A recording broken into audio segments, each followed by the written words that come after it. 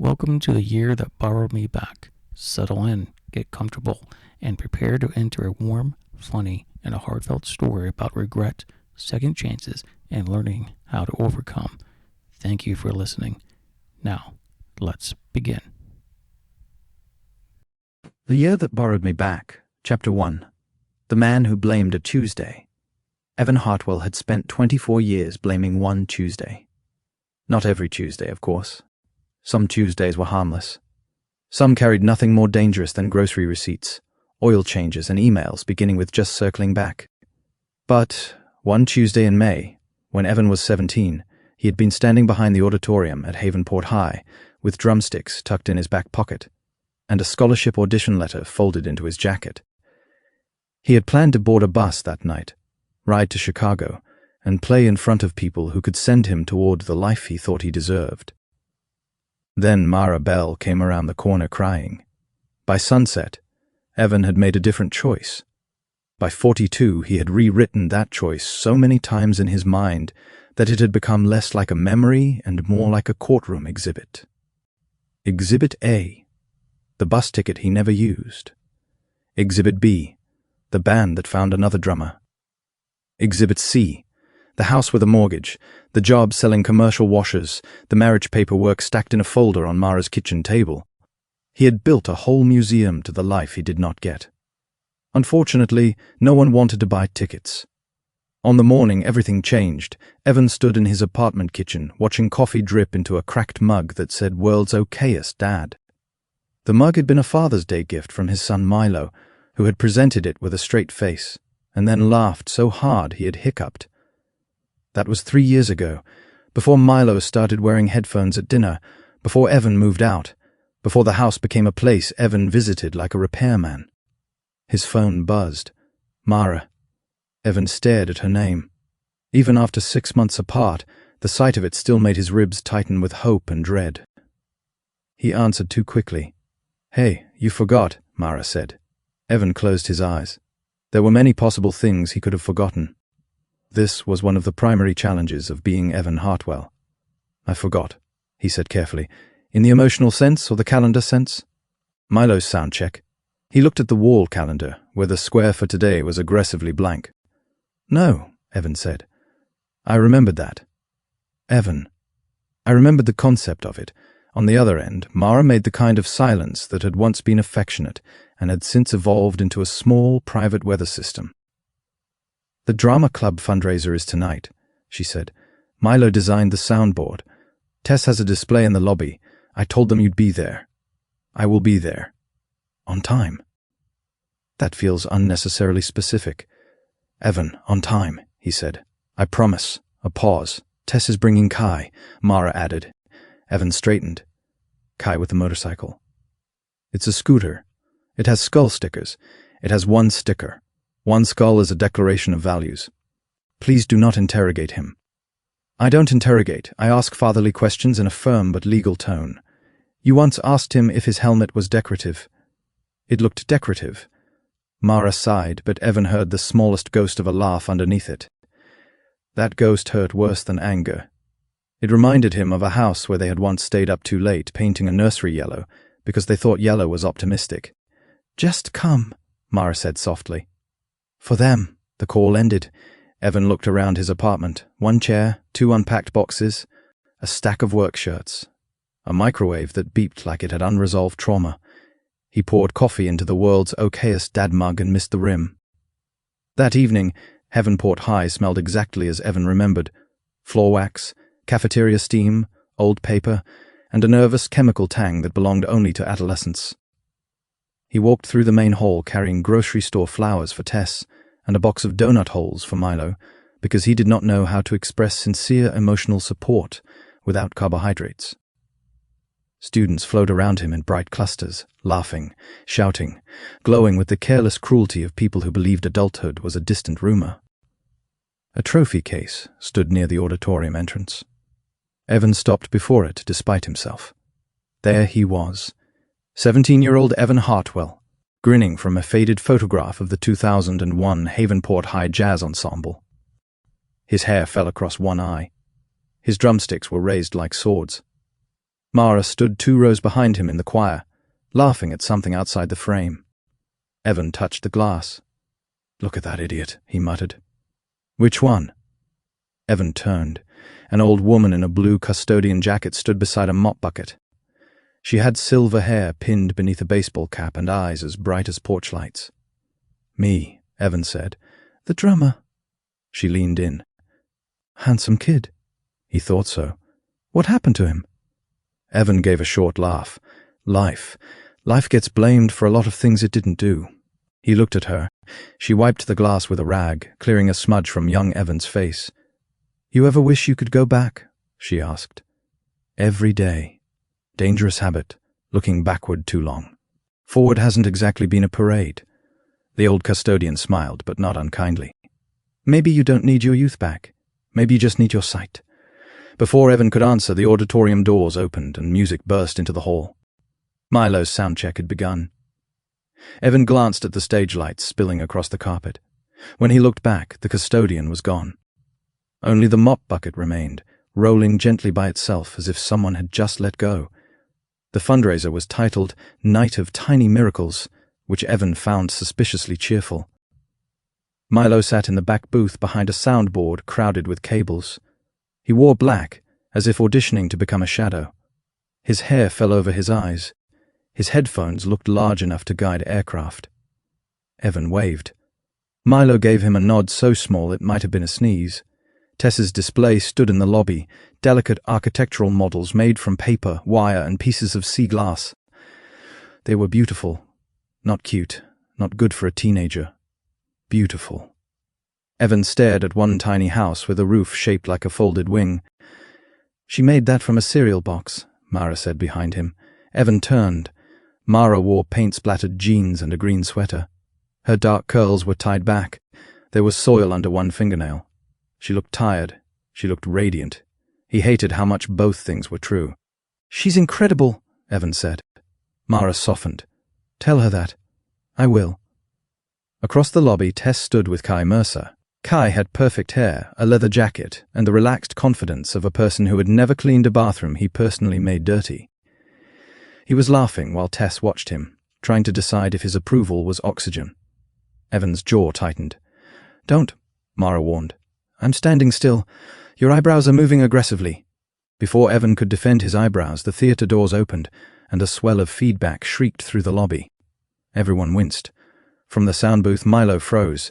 A group of stage crew kids laughed. One of them, a broad-shouldered senior named Brent Pike, cupped his hands and shouted, "Nice job, Volume Goblin!" Milo's face went blank. Evan moved toward the booth, but Mara caught his sleeve. "Let him handle it," she said. "He's getting humiliated, and if you charge in, he gets humiliated and rescued by his father." Evan stopped.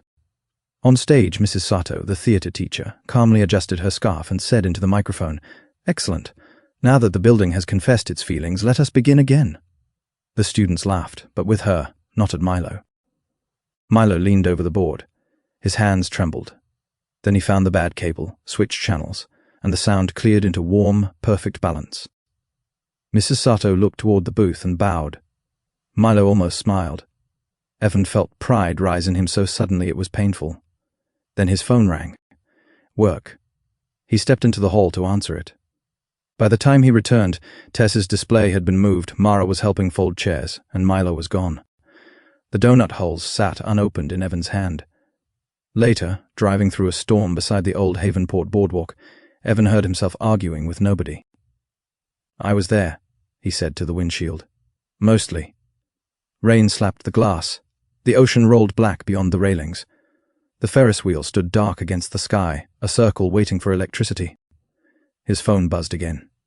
Mara had texted. "Mara, Milo asked if you left early." Evan gripped the wheel. The road blurred. A light flickered ahead in the abandoned boardwalk arcade, a building that had been closed since Evan was a teenager. He slowed. The sign above the entrance buzzed weakly. "Mirror Harbor, see yourself as you are Evan should have driven home." Instead, he parked. The rain soaked through his jacket as he crossed the boardwalk. The arcade door stood open. Inside, the air smelled of dust, salt, and old popcorn. Broken machines lined the walls.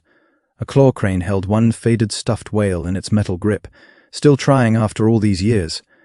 At the back stood the mirror maze. Evan stepped inside. His reflections multiplied. Adult Evan in a wrinkled shirt, tired eyes, wet hair, mouth set in the expression Mara called your permanent argument. "Pathetic," he whispered. The mirrors carried the word around him. Pathetic. Pathetic. Pathetic. Then one reflection did not match. It was 17-year-old Evan holding drumsticks, grinning like the world was a song waiting for him. Evan stumbled back. Thunder cracked. The lights flashed once, twice, 3 times. Somewhere in the maze, the old custodian's voice said, "Ask better this time." The floor dropped out from under him. Chapter 2. Gus Bellweather and the Problem of Pants. Evan woke up on a couch beneath a blanket printed with dragons. This was not the strangest part. The strangest part was that his knees did not hurt. The second strangest part was that his back did not make its usual tiny breakfast noises when he sat up. The third strangest part was that his hands looked wrong. Smooth knuckles. No wedding ring groove. No scar from the warehouse shelving incident. No freckle near his thumb. Evan threw off the blanket and stood. His jeans fell to the floor. He looked down. His adult clothes hung from him like laundry on a scarecrow. "No," he said. From somewhere nearby, a man screamed. Evan screamed back. A tall, round-faced man in silk pajamas stumbled into the room holding a decorative sword and a cereal bowl. "Demon!" the man shouted. "Gus!" Gus Bellweather squinted. At 42, Gus had become rich designing educational video games that children loved and teachers pretended not to enjoy. His house contained a medieval dining room, a Japanese soaking tub, a room dedicated entirely to antique keyboards, and at least 3 doors Evan had been told not to open because the insurance adjuster still wakes up crying. Gus lowered the sword. "How do you know my name, young intruder?" "It's me, Evan," Gus stared. Then he dropped the cereal bowl. Milk spread across the floor around his slippers. "Impossible," Gus whispered. Unless what? Unless the age reversal serum I ordered from that Bulgarian website actually works." "You ordered age reversal serum?" "It came with a free owl pendant. Don't judge the scientific process." Evan grabbed him by the shoulders. "Gus, look at me." Gus looked. The color drained from his face. "Oh no," he said. "You have your 17-year-old face. I know, and your adult panic. I know, and no pants that fit." "Gus!" Gus set the sword on a chair and took a slow breath. "Right. Crisis mode. First, we determine whether you are a clone, hallucination, goblin, time-displaced consciousness, cursed wish recipient, or extremely committed burglar. Second, we get you pants." 2 hours later, Evan stood in Gus's guest bathroom wearing borrowed sweatpants, a hoodie that said "critical hit," and the expression of a man watching reality pack its bags and leave. The mirror showed a boy. Not a similar boy. Not a nephew. Not a lookalike. Him. 17-year-old Evan Hartwell. His hair was thick again. His eyes were bright in a way that made him uncomfortable. His face had not yet learned disappointment as a resting position. Gus stood behind him with a clipboard. "Say something only Evan would know. In 10th grade, you faked food poisoning to get out of asking Dana Wilkes to winter formal." Gus narrowed his eyes. "Everyone knows that. You weren't poisoned. You ate 12 grape jelly packets and made yourself throw up for realism. Continue. You cried during a dog food commercial because the dog looked like it had no friends. That commercial was emotionally manipulative. You once told a substitute teacher your name was Archduke Cinnamon." Gus put the clipboard down. "It's you. Yes, this is terrible. Yes, this is magnificent. No, this is both." Evan gripped the sink. "What am I supposed to do? Find the mystical custodian, return to the mirror maze, defeat your inner wound, possibly gather 3 symbolic objects. These things usually come in 3s. My marriage is ending. My children barely talk to me, and I am wearing pants with a drawstring." "The drawstring is supporting you better than your worldview ever did." Evan glared. Gus raised both hands. "Fine. Practical solution. We keep you hidden until we understand the rules." "I need to see my family." "Absolutely not. Gus, you look 17. Your wife will call the police, your daughter will film you, and your son will ask whether I have finally built a youth ray, which Legally speaking, I have not. Then we need a reason for me to be around them. Gus's eyes lit up with the terrible brightness of a man about to become unhelpful. No, Evan said. You don't know what I'm thinking. I know that face. That face once bought a fog machine for a dinner party. What if, Gus said slowly, you enrolled at Havenport High? Evan stared at him. Gus beamed. You could observe the children in their natural habitat, like a documentary, Teen Planet, narrated by someone British. That's insane. So is waking up with a 17-year-old metabolism, which, by the way, I envy deeply. I am not going back to high school. The next morning, Evan sat outside Principal Amara Quinn's office, wearing new sneakers, black jeans, and a jacket Gus had described as youth-adjacent. I hate you, Evan said. Gus sat beside him in a blazer embroidered with tiny silver dragons. You hate fear, Gus replied. I am merely its attractive messenger. You made me a fake transcript. I made you an excellent fake transcript. You named me Eli Bell. Short, memorable, hard to misspell. You said I'm your cousin. Nephew felt emotionally dishonest. Evan rubbed his face. The secretary called them in. Principal Quinn was younger than Evan expected, with sharp eyes, neat braids, and the posture of a person who had ended thousands of hallway arguments with one look. She scanned the transcript. Eli Bell, she said. That's him, Gus said proudly. A quiet genius. Deeply normal, very little trouble to keep alive. Evan kicked him. Principal Quinn looked up. Where did you attend before Havenport? North Ridge, Evan said. In Vermont, Gus added. In Vermont, Evan repeated. Your file says you completed an independent study in acoustic engineering, Principal Quinn said. Sound design, Evan said, relieved to discuss something real. Signal flow, live mixing, room response, feedback suppression. Principal Quinn studied him. That is unusually specific. I'm unusually specific. Gus laughed too loudly. Teenagers, right? So full of specificity. Principal Quinn did not blink. Mr. Bellweather, may I speak with Eli alone? Gus stood. Of course. I will be right outside, experiencing no anxiety whatsoever. When the door closed, Principal Quinn folded her hands. I'll be direct, she said. Something about this situation feels off. Evan's throat tightened. But, she continued, your records are complete. Your guardian is eccentric but legally persuasive, and Mrs. Sato has been begging me for someone who understands sound. Her musical opens in 3 weeks. Welcome to Havenport. She slid a class schedule across the desk. Evan looked at it. Havenport High had swallowed him again. Chapter 3. The country of teenagers. High school had changed. The lockers were brighter. The cafeteria offered vegetarian chili, and every student appeared to communicate through glowing rectangles held 6 inches from their faces. But beneath the improvements, the old country remained intact. There were kings, queens, jesters, exiles, prophets, cowards, secret geniuses, and at least one boy wearing sunglasses indoors, as if the fluorescent lights had personally wronged him. Evan walked the hall with a paper schedule, trying not to look 42 in the soul. He found Milo near the auditorium doors.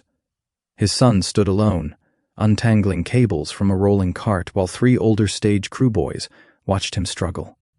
Brent Pike, broad-shouldered and smirking, held one end of a cable just out of Milo's reach.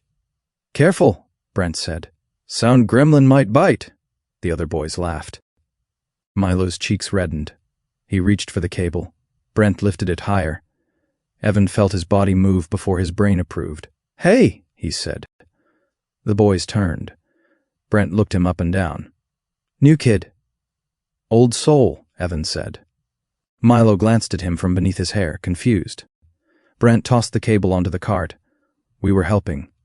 Were you? I almost missed it. One of the boys snickered. Brent stepped closer. He was taller than Evan's borrowed youth by several inches. You got a problem? Evan's adult mind offered several responses, most of them involving school discipline, parental meetings, and the phrase toxic peer environment. His 17-year-old face said, only with lazy blocking. If you're going to intimidate someone, don't stand under a poster for the spring kindness drive. Mixed message. Milo's mouth twitched. The boys looked up. Above Brent's head, a hand-painted banner read, Kindness is a verb. A passing freshman laughed. Brent's jaw tightened. You're funny. My therapist says humor is how I avoid processing dread. That got another laugh. Brent shoved the cart. It rolled toward Evan, but Evan caught it easily. Later, cable boy, Brent said to Milo. The boys left. Milo stared at Evan. You shouldn't do that, he said. Help? Make them notice you. People like that already notice everyone. They just pretend it's random. Milo studied him. You're new. Eli Bell. Milo Hartwell. Evan swallowed around the ache of hearing his son's name as an introduction. You run sound? Evan asked. Milo shrugged. Try to. You fixed that feedback last night fast. Milo blinked. You were there? In the lobby. Sounded like a bad cable. It was a bad cable. Nobody else noticed. I noticed. For a second, Milo looked younger than 15. Hopeful. Then he looked away. Mrs. Sato needs this stuff in the booth, he said. Evan grabbed the other side of the cart. Lead the way. By lunch, Evan had learned 3 things. First, teenagers now used words like iconic to describe both heroism and sandwiches. Second, school chairs were designed by people who hated the human spine. Third, his daughter Tess was much lonelier than she looked. She sat beneath the west windows with a sketchbook open, beside an untouched salad. Her dark hair was twisted into a knot. Ink marked the side of her hand. She wore a denim jacket painted with tiny golden doors. Kai Mercer sat beside her, talking to 3 other seniors. He had a smooth voice, a lazy smile, and the talent of making every conversation orbit him. The thing about college, Kai said, is it teaches you to become ordinary on schedule. One of the seniors nodded like he had personally been saved from scheduled ordinariness. Tess looked down at her sketchbook. Kai tapped it. Show them the city thing. Tess hesitated. It's not done. That's what makes it raw. He pulled the sketchbook toward himself. Evan stiffened across the cafeteria. Kai flipped it open and held up a page. Tess had drawn a floating neighborhood of houses connected by bridges, lanterns, and rooftop gardens. It was astonishing. See? Kai said. This is why she doesn't need architecture school. She needs a brand. We launch a channel, sell prints, travel, document the process. I haven't decided, Tess said quietly. Kai kissed her temple without looking at her. You will. Evan nearly crushed his milk carton. Someone slid into the seat across from him. It was a girl with a shaved head, silver earrings, and a sweatshirt that said, Support your local library ghost. You're staring, she said. I'm observing. Creepy cousin of staring. Fair. I'm Rowan, she said. Stage manager. Milo told me you understand sound. Milo talks? In limited editions. Evan smiled despite himself. Rowan followed his gaze to Tess and Kai. Don't bother, she said. With what? Trying to rescue Tess from Prince's haircut. Everybody has tried. She thinks needing someone is the same as being chosen. Evan looked at his daughter. Tess laughed at something Kai said, but the laugh arrived late, like it had taken the long road. Why? Evan asked softly. Rowan shrugged. Same reason anyone does. Someone made her feel optional first. The words landed with surgical precision. Evan looked away. Across the room, Milo sat alone at the end of a table, headphones on, sandwich untouched. Evan had come back to find the life he lost. Instead, he had walked into the wreckage of the life he had been neglecting. After school, Gus picked him up in a tiny electric car shaped like a cheerful beetle. How was Teen Planet?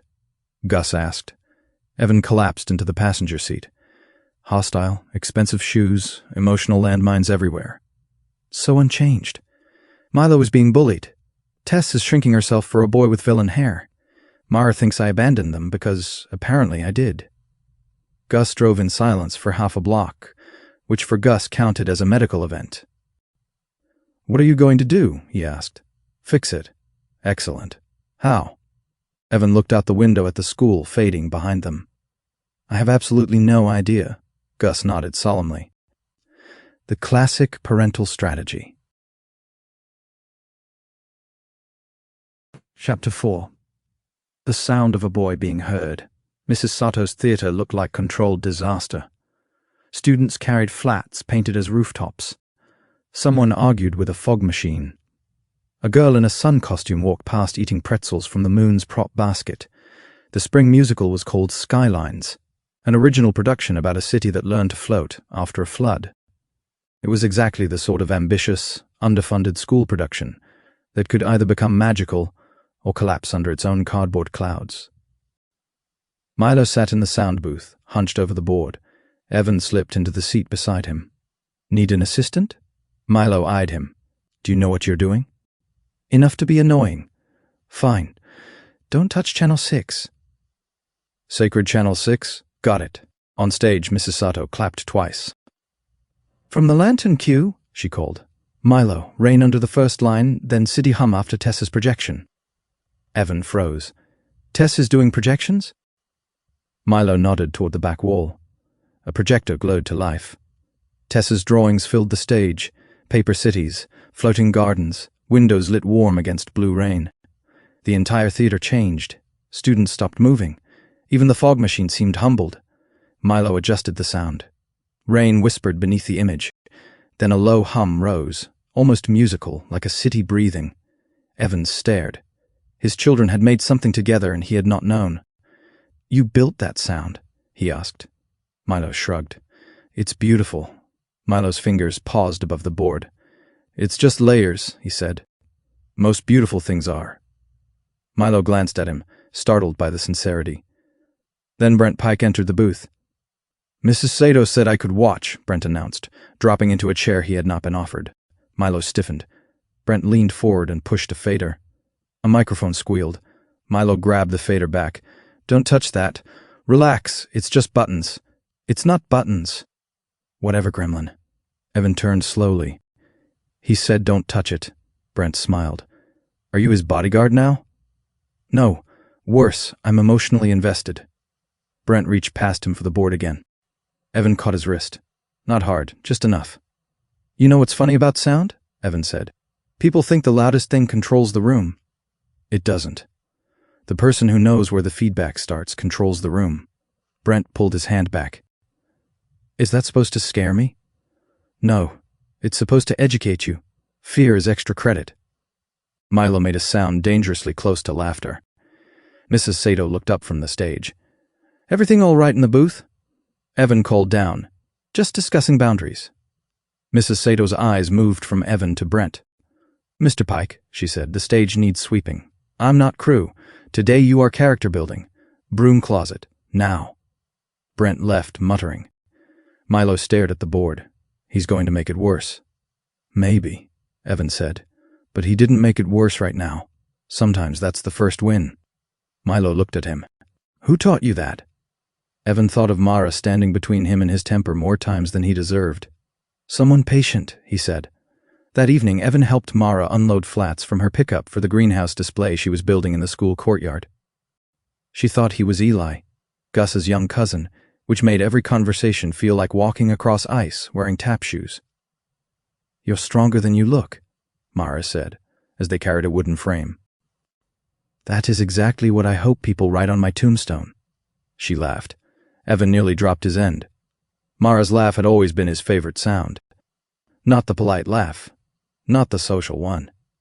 The real one started low and surprised her on the way out. They set the frame beside raised beds filled with herbs, flowers, and student-painted stones. This is for the fundraiser, Evan asked. For the new outdoor classroom, Mara said. If the district approves it, if the donors show up, if the weather behaves, if teenagers remember plants are alive. A lot of ifs. Most good things are. She wiped dirt from her cheek, leaving more dirt there. Evan's chest tightened. Your designs are incredible, he said. The courtyard, your backyard, Tess's models. She gets it from you. Mara looked genuinely surprised. Thank you. Evan should have said that more. Mara's expression changed. For a moment, Evan thought he had fallen through the floor of his own lie. You know Evan? She asked. Gus talks. Of course he does. Gus considers silence a vitamin deficiency. They worked quietly for a while. Then Mara said, Evan isn't a bad man. Evan stared at the soil. No? No, he's funny. Loyal when he remembers to look up. He loves the kids, even when he doesn't know how to show up for them. But? Mara lifted a tray of lavender. But he turned disappointment into a religion. And somehow I became the altar he sacrificed at. Evan had no answer. Mara gave him a sad smile. Sorry, you didn't come here to hear adult problems. Maybe I did, she laughed softly. You're a strange kid, Eli Bell. I've been told I'm unusually specific. Later, Evan found Tess alone in the art room. She was packing her models into boxes with more force than necessary. Need help? He asked. No. He hovered. That usually means yes, but with spikes. She looked up. Do you always talk like a dad? Evan coughed. I've been called mature. By who? Your chiropractor? He smiled despite the jab. Tess returned to packing. Your projection work is amazing, Evan said. Thanks. No, I mean it. It's not decoration. It's architecture with feelings. She stopped. Slowly she turned. That's actually what I was trying to do. It worked. Her guard lowered a fraction. Then her phone buzzed. Kai. She read the message and her face changed. Everything okay? Evan asked. Fine. Fine is the emotional equivalent of a boarded-up window. Again with the dad thing. Sorry. Tess shoved the last model into the box. Kai says the art school deposit is a trap. He says if I go, I'll become one of those people who need permission to be creative. What do you say? She hugged the box to her chest. I say I don't know. That's allowed. My dad doesn't think so. Evan went still. Tess looked away. He thinks uncertainty is weakness. Or maybe he just hates seeing it in me because it reminds him of himself. I don't know. He used to care about things. Music. Us. Mom. Now everything is someone else's fault. The box dug into her arms. I don't want to become that, she whispered.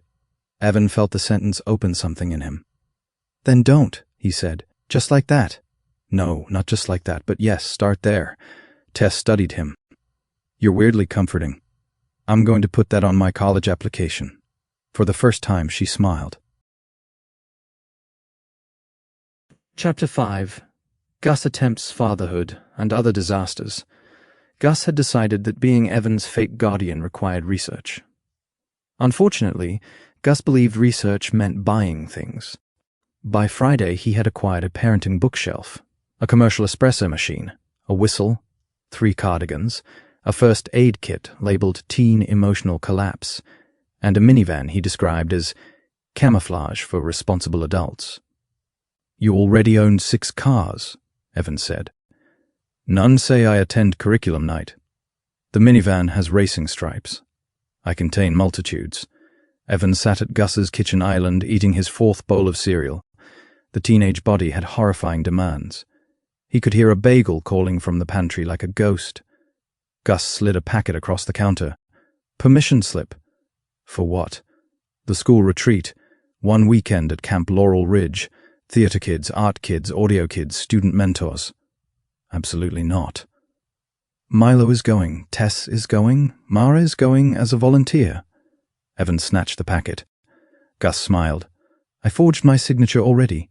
You cannot keep forging your way through this. I am not forging. I am creating administrative possibility. Evan read the retreat schedule. Team exercises, night hike, showcase rehearsal, family-style meals. This is good, Gus said. Contained environment, emotional growth, possibly ropes. I hate ropes. Everyone hates ropes until metaphor. The doorbell rang. Gus opened it to reveal Principal Quinn. Evan nearly inhaled cereal. Principal Quinn looked from Gus's cardigan to Evan's panic. Mr. Bellweather, she said. I was in the neighborhood. Gus glanced at the long private driveway outside his mansion. Were you? No, she said. I was not. May I come in? Principal Quinn sat in Gus's kitchen, declining coffee, tea, espresso, sparkling water, still water, mineral water, cucumber water, and what Gus described as morally complicated cocoa. Eli is settling in quickly, she said. Evan tried to look like a student settling in quickly instead of a grown man experiencing legal vertigo. That's good, Gus said. He has developed a close friendship with Milo Hartwell. Youth friendship, Gus said. Beautiful? Sticky? Principal Quinn ignored him. And he seems unusually invested in the Hartwell family. Evan said nothing. Gus opened his mouth. Principal Quinn pointed at him. I recommend you don't improvise. Gus closed his mouth. She turned to Evan. You helped Milo during rehearsal. You encouraged Tess to submit her scholarship portfolio. You assisted Mara Hartwell in the courtyard without being asked. Those are good things, but boundaries matter, Eli. Kindness can become control if you're not careful. Evan absorbed that. It sounded uncomfortably like something Mara might have said if he had listened sooner. I understand, he said. Principal Quinn's face softened almost invisibly. Do you? I'm trying to. She stood. At the door she turned back to Gus. And Mr. Bellweather? Yes? The school does not permit swords at parent events, decorative or otherwise. Gus looked offended. That rule feels targeted. It is. The retreat bus left Saturday morning under a sky bright enough to make the whole world look recently washed. Camp Laurel Ridge sat in the Pine Hills 2 hours inland. Cabins circled the lake.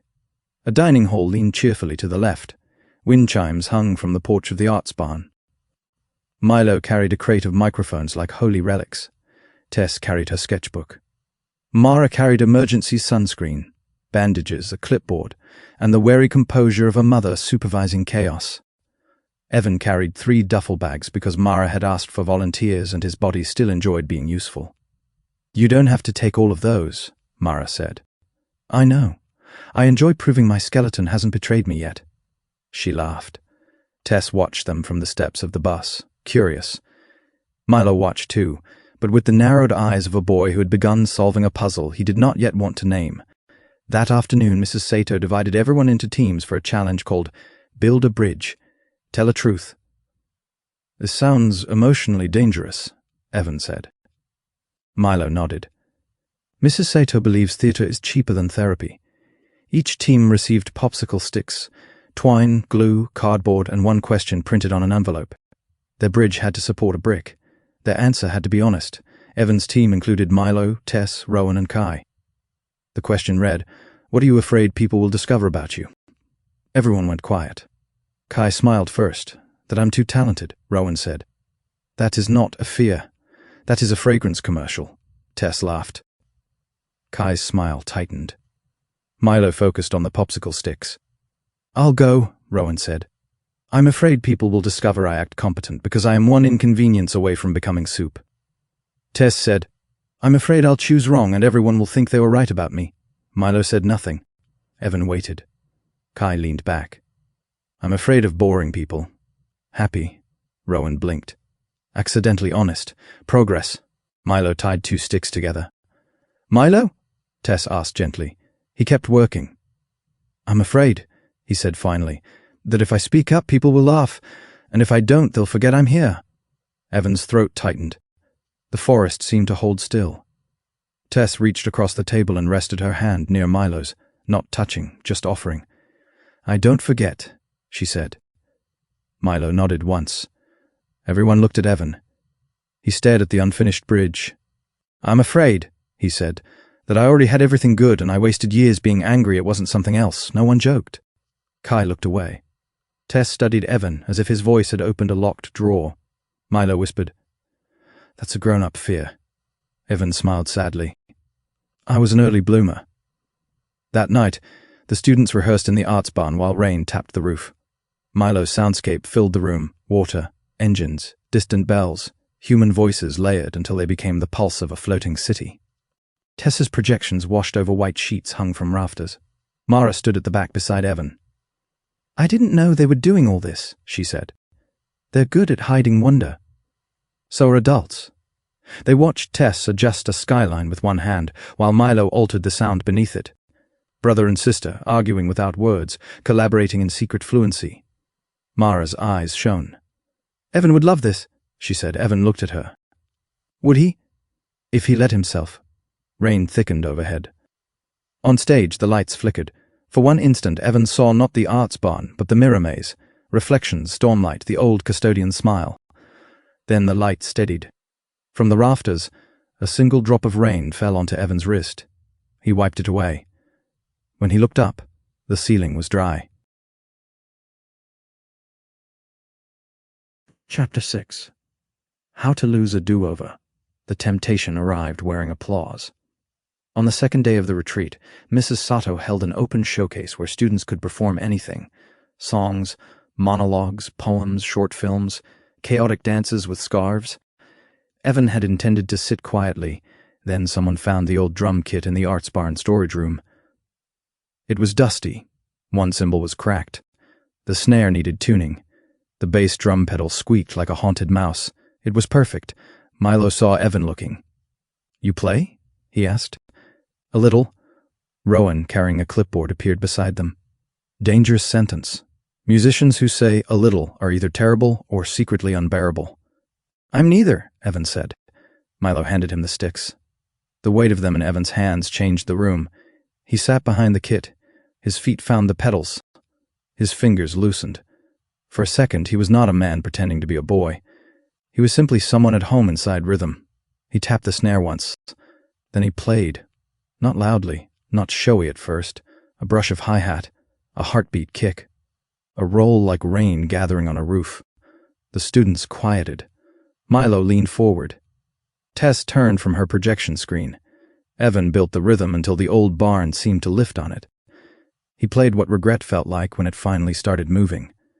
He played missed buses, hospital bracelets, first apartments, baby shoes, unpaid bills, Mara asleep with one hand on a crib rail, Tess drawing on grocery receipts, Milo banging pots in the kitchen, Evan too tired to notice he was happy.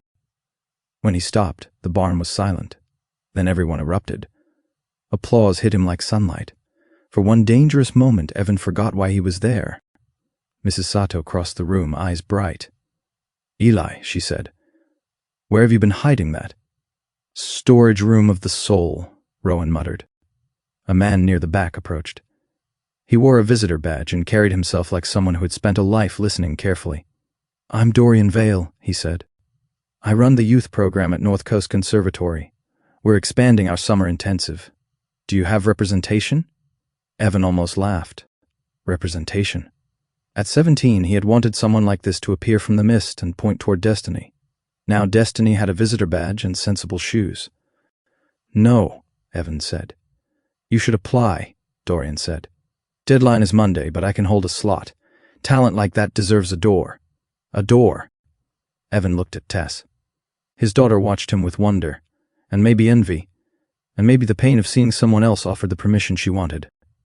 Milo looked proud. Mara looked shaken. Evan smiled because everyone expected him to. Inside, the old museum reopened. Exhibit A, the audition he missed. Exhibit B, the man offering a second chance. Exhibit C, the family watching from across the room, fragile as paper cities. That night, Evan stood on the dock, staring at the lake. Gus answered his phone on the first ring.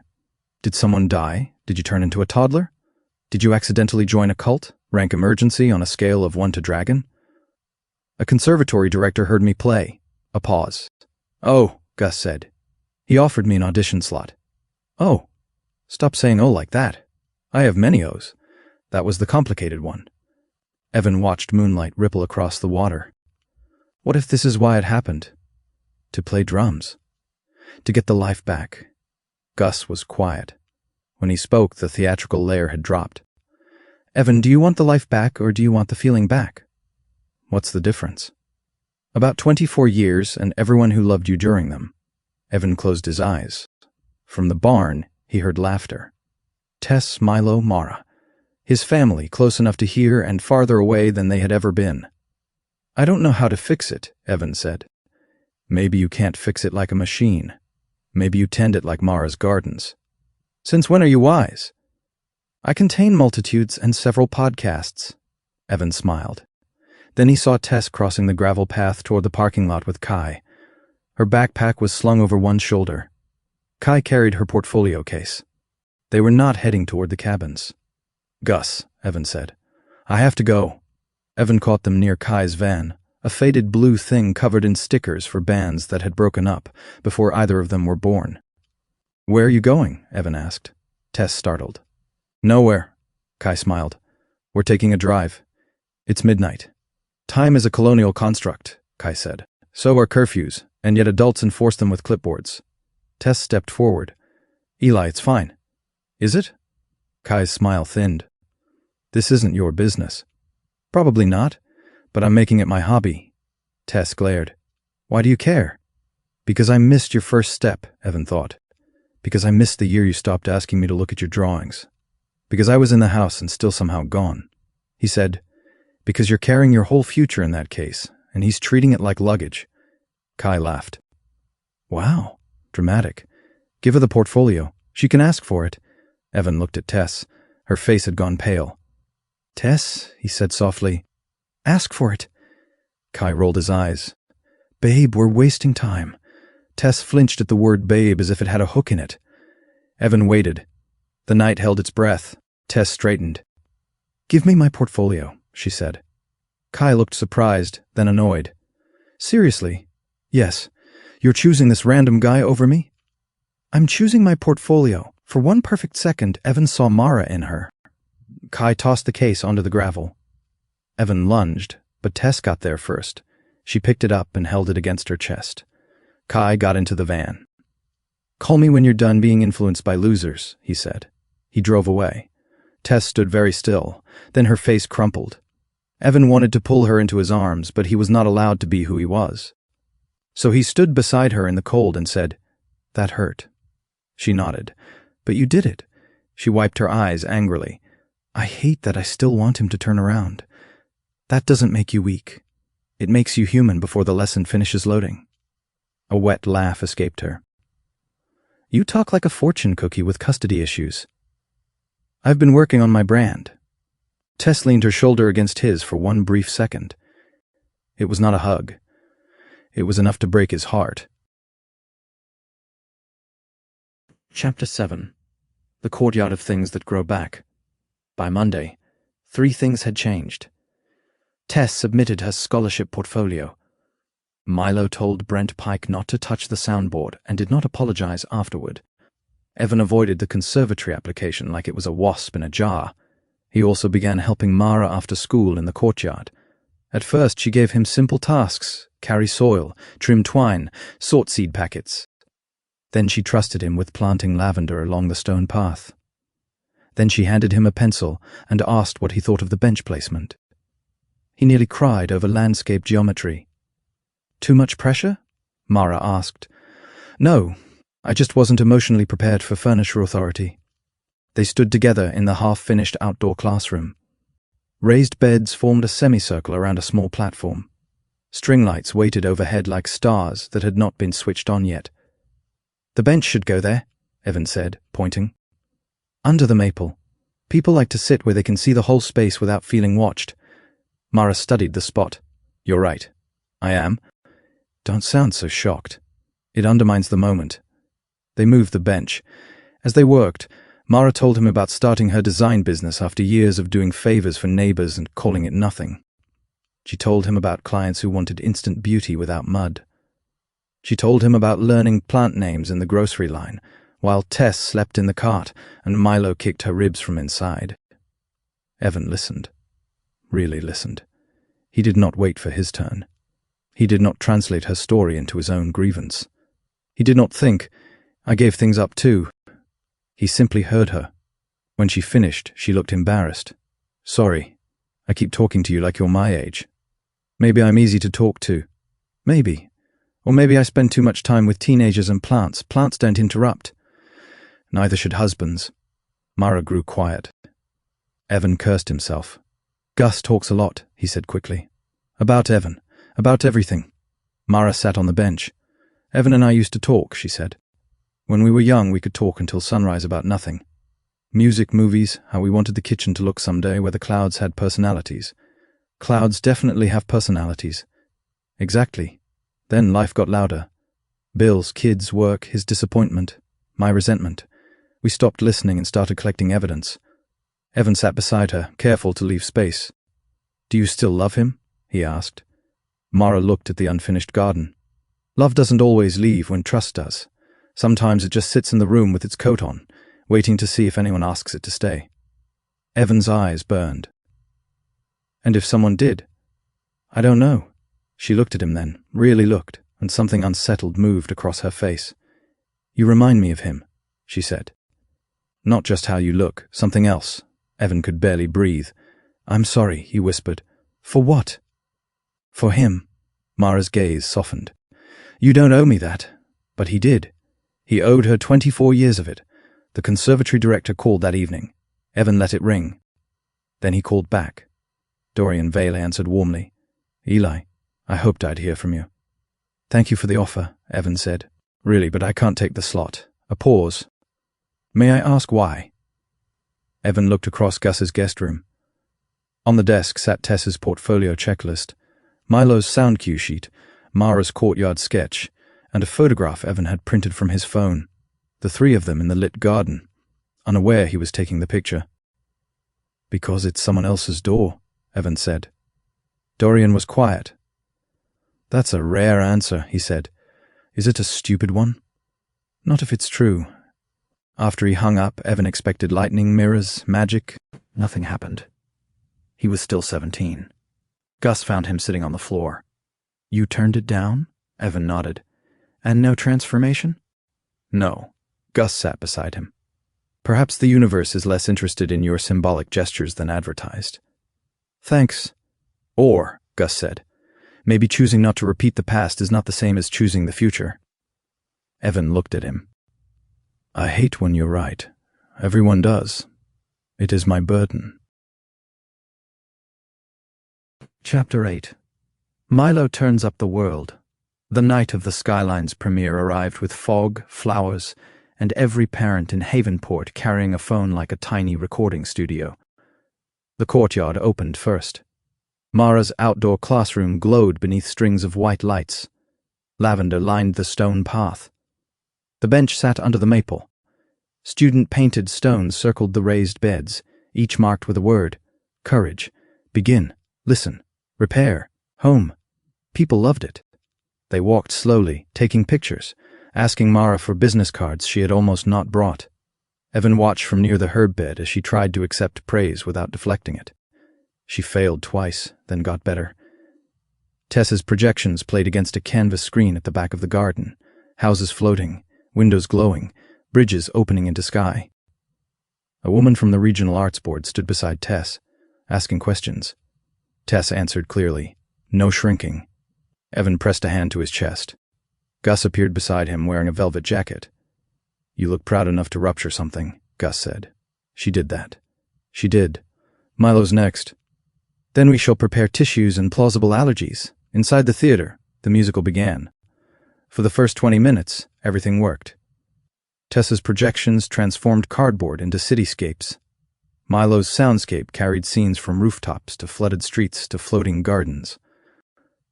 The student actors sang with the ferocious sincerity of teenagers who had not yet learned to be embarrassed by wanting something. Then, Brent Pike took revenge. It happened during the largest number, when the floating city was supposed to rise. The stage lights shifted blue. Tessa's skyline appeared. Milo cued the sound, engines, rain, bells, voices. Suddenly the speakers blasted a recorded voice. Sound gremlin? Sound gremlin? Laughter scattered through the audience. Milo froze in the booth. Evan saw Brent near the side aisle, phone in hand, smiling. The sound looped again. Sound gremlin! Milo's face emptied. Evan started to rise. Then Milo reached for the board. His hands shook. He closed one channel, then another. The loop stopped. But instead of cutting all sound, Milo pushed up a microphone he had placed near the wings. The audience heard the actors breathing, then their footsteps. Then the soft creak of the stage. Milo brought in rain, quiet at first. He layered bells beneath it. A cello track entered, warm and low. The interruption became part of the storm. On stage, the lead actor found the moment and sang the next line with tears in her voice. The city rose. The audience went silent. Then, when the number ended, applause thundered. Not polite applause, the kind that arrives standing. Milo sat behind the glass, stunned. Evan did not rescue him. He simply stood in the back of the theater and clapped until his palms hurt. After the show, Milo was mobbed by cast members. Mrs. Sato hugged him. Tess hugged him. Rowan bowed to him and declared, "The gremlin has ascended." Milo laughed, actually laughed, and Evan had to step into the hall before his face gave him away. He found Brent outside near the vending machines. Principal Quinn was already there. So was Mara. So was Brent's mother, looking mortified. Evan arrived in time to hear Brent mumble. It was just a joke. Mara's voice was calm. A joke is something people share. That was something you used. Principal Quinn nodded. You'll be helping Mrs. Sato restore the prop storage room for the next month. You will also write Milo a proper apology. Not because he needs it to succeed, clearly, but because you need practice becoming better than this. Brent looked at the floor. Evan backed away before anyone noticed him. Milo found him near the courtyard. Hey, Milo said. Hey! They stood beside the lavender. You didn't come to the booth, Milo said. Evan's heart sank. I almost did. I know, I saw you. I didn't want to make it worse. Milo nodded. Thanks, he said. One word. Small. Enormous. Evan swallowed. You were incredible. Milo looked toward the theater doors where students spilled into the courtyard. My dad missed it, he said. Evan could not speak. Milo kicked at the gravel. He misses a lot of stuff, but tonight I kept thinking if he had been there, I would have wanted him to see that I fixed it. Not someone else. Me. Evan's eyes filled. Milo looked up, startled. Are you crying? Allergies. To what? Personal growth. Milo smiled. Chapter 9. The Wrong Goodbye. Evan knew the magic was ending because the mirrors began showing the truth. Not all mirrors. Just quick ones. A dark classroom window. The sight of Gus's polished espresso machine. The black screen of his phone before it woke. For one flash, Evan would see his 42-year-old face looking back. Tired, yes. But different now. Less like a man waiting to be proven wrong by the world. More like a man who had finally admitted he had been standing in his own doorway. The next morning, Tess received her scholarship confirmation. She found Evan by the auditorium and held up her phone without speaking. Regional Young Designers Program. Accepted. Evan whooped so loudly a math teacher dropped a stack of quizzes. Tess laughed and covered his mouth. Be cool. Absolutely impossible. She looked at the message again, eyes shining. I almost didn't send it. But you did. Yeah. She tucked the phone against her chest. I wish my dad knew.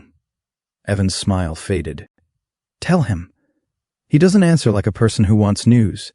He answers like a man bracing for invoices. Tell him anyway. He may surprise you. You keep defending him. Maybe I think he can do better. Tess studied him. Do you know what scares me? What? That I'll forgive him and he'll disappoint me again. Evan nodded. That's a real fear. What do I do with it? He looked toward the trophy case at the end of the hall, where his old photograph waited behind glass. Don't pretend it isn't there, he said. But don't let it drive. Tess smiled faintly. Fortune cookie with custody issues. I'm thinking of trademarking it. She hugged him then. A real hug. Evan closed his eyes and held very still, terrified that if he moved too much, the universe would take it back. Gus found him that afternoon at Mirror Harbor. The boardwalk arcade looked even more abandoned in daylight. Dust floated in sunbeams. The mirror maze waited at the back with its sign half lit. This is where it happened? Gus asked. Yes. Very atmospheric, poor electrical safety, strong portal potential. Evan stood before the entrance. I think I have to go in. Gus nodded. For once he made no joke. Are you ready? No. Good. Readiness is often just fear wearing a nicer jacket. Evan smiled.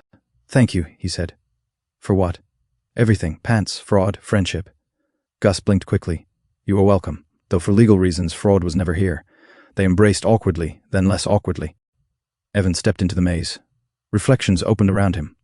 Teen Evan, adult Evan, husband, father, coward, boy, man. Every version waiting to accuse him or forgive him. At the center stood the old custodian.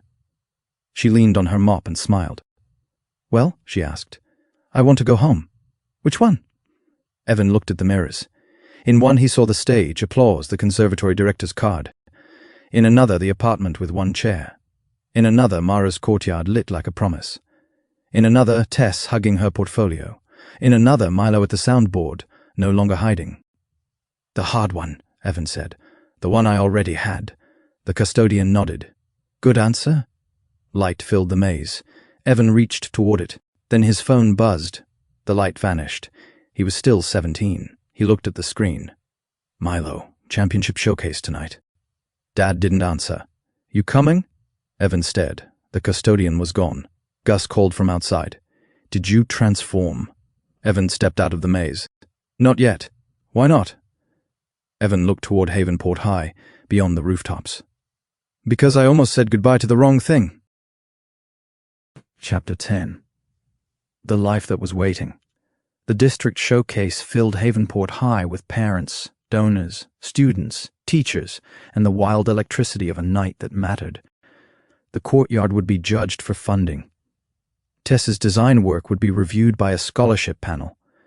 Milo would run sound for the final performance in front of district leaders. And Evan Hartwell, adult father trapped in borrowed youth, had one final chance not to miss it. He arrived early. Not almost early.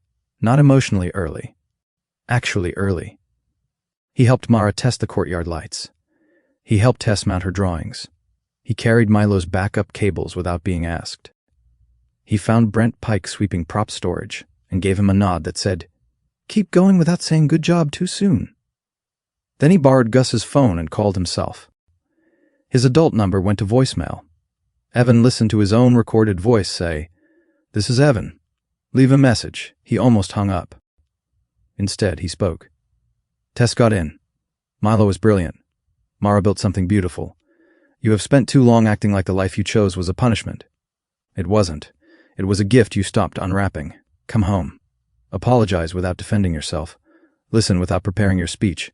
Show up early. Bring donuts only if they ask. He stopped. His voice broke. And if you get one more chance, don't waste it trying to become who you were. Become who they needed. He ended the call. Gus, standing nearby, wiped his eyes with a handkerchief embroidered with a dragon. Allergies? Evan asked. To accountability. Very rare. The showcase began in the courtyard. Mara stood before the donors with a clipboard trembling in her hands. Evan watched from behind the maple tree. She talked about outdoor learning, student ownership, quiet spaces, and the importance of giving young people places where they could grow without being watched every second. At first, her voice shook. Then Tess stepped beside her, holding one of her models. Then Milo, to everyone's surprise, carried out a small speaker and played his courtyard soundscape. Bees, wind, pencils on paper, distant bells, the soft murmur of students reading. Mara looked at her children. Her shoulders settled. She continued stronger. By the end, the donors were nodding. Principal Quinn looked satisfied. Mrs. Sato cried openly and claimed it was pollen. Evan stood under the maple and felt the impossible joy of being unnecessary. Not unloved. Not unwanted. Unnecessary in the way a parent hopes to become for small moments, when children stand on their own feet and the world does not knock them down. The final performance moved indoors. The theater darkened. Milo sat in the booth. Tess's projections waited. Mara sat in the front row, hands folded tightly. Evan stood in the back beside Gus. The musical began. This time no sabotage came, only the work. Students sang. The city flooded. The city floated. The city learned to build bridges not because the water disappeared, but because it did not. At the final cue, Milo brought in every sound gently. Rain, bells, breath, footsteps, water under wood, a heartbeat beneath it all. Tess's last projection filled the stage. A floating house with a roof like a folded wing. In the lit window stood 4 silhouettes. A mother. A daughter. A son. A father. Evan gripped the back of a seat. The audience rose before the lights fully changed. Milo looked out from the booth, searching. Evan stepped into the aisle and clapped above his head. Milo saw him. His face opened. Then Mara turned. She looked at Evan, at Eli, and something like recognition passed through her again, deeper this time, almost painful. Evan knew he could not leave her with another mystery. He walked down the aisle. Gus whispered, "Oh, this is either brave or a documentary about disaster." Evan reached Mara as the applause roared around them. "Mara," he said. She stood. "Eli? There's something I have to tell you." "I know," she said softly. He froze. Her eyes filled. "I don't know how I know," she whispered. "But I know." The theater lights flickered. Thunder rolled outside, though the forecast had promised clear skies. Evan looked toward the stage, where Tess and Milo were being pulled into bows by the cast. He had a speech ready. A confession. An explanation. A plea. Instead, he said the only true thing. "I'm sorry I made you carry my regret." Mara covered her mouth. The lights flashed once. Twice. 3 times. Evan fell forward. Adult knees hit the aisle carpet. Adult hands caught him. His jacket split at the shoulders. His teenage sneakers pinched his fully grown feet. Somewhere behind him, Gus made a sound like a tea kettle achieving enlightenment. Mara stared down at him. "Evan?" He looked up, 42 again, breathless and terrified and home. "Hi," he said. Mara laughed and cried at the same time. "Hi! I had a bigger speech. Of course you did. It involved mirrors." Later. He stood slowly. Tess and Milo had seen everything. So had half the town. Principal Quinn looked at Gus. Gus lifted both hands. "I can explain very little." Milo walked toward Evan first. "Dad?" Evan nodded. Milo stared at him, then at Gus, then back at Evan. "Were you Eli?" Evan swallowed. "Yes." Milo blinked. "That's a lot." "Yes. You heard the show?" "Every second." Milo's chin trembled. "You came early." Evan nodded. Milo stepped into his arms. Evan held his son and did not try to make the moment smaller with a joke. Tess approached more slowly. Her eyes were wet, but her voice was sharp. "You gave me advice as a teenage boy." "Yes. That's deeply weird. Extremely. But good advice. I got lucky." She hugged him too. Mara stood in front of them, wiping her eyes. "The hard conversations are still coming," she said. "I know. This doesn't magically fix everything." Evan glanced around at the theater. The stunned audience. Gus pretending not to sob. The old custodian watching from the back row with a tiny smile before disappearing through the doors. "Honestly," Evan said, "magic has been inconsistent anyway." Mara laughed. Then she took his hand. Not forgiveness. Not yet. But not goodbye. And for the first time in years, Evan did not ask life to be another life. He held the one in front of him. Epilogue. The Courtyard after rain. 3 months later, the outdoor classroom was approved, funded, and impossible to keep clean. This was how everyone knew it was alive. Students ate lunch on the bench under the maple. Teachers held classes among the lavender. Tess painted a mural along the back wall, a floating neighborhood of houses connected by bridges, windows, and impossible gardens. Milo installed weatherproof speakers for sound projects and labeled every cable with such intensity that Mrs. Sato called it romantic in a technical way. Gus donated new lighting and insisted the plaque read, "Provided by Bellweather Interactive Arts and absolutely no time sorcery."